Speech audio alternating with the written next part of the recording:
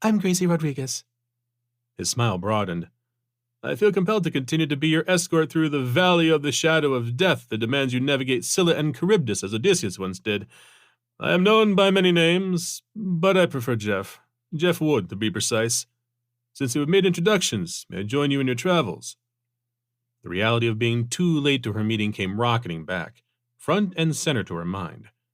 Gracie would have rushed to cross into traffic again if Jeff hadn't restrained her. Jeff, laughing slightly at her reactions, looped her hand into his arm, then pushed the walk button.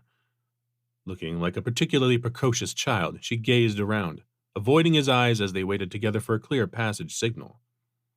Gracie's mortal embarrassment had turned her face a bright crimson color as they waited in silence. She felt humiliated at being escorted like a toddler across the busy street, yet knew deep down he had saved her from injury.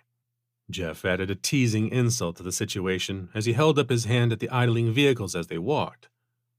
Once across the street, he continued to hold on to her arm, and she only motioned which way they needed to turn for her targeted destination.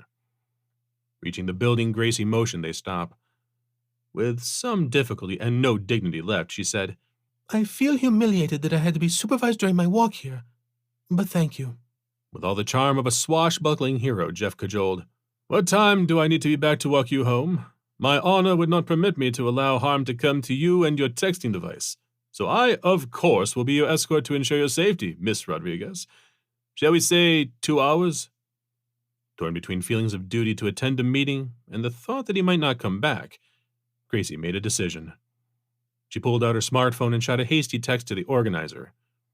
Unavoidably detained. Please reschedule. Then, without saying another word, she simply put her arm back into his and motioned to a small bistro that had coffee and wine.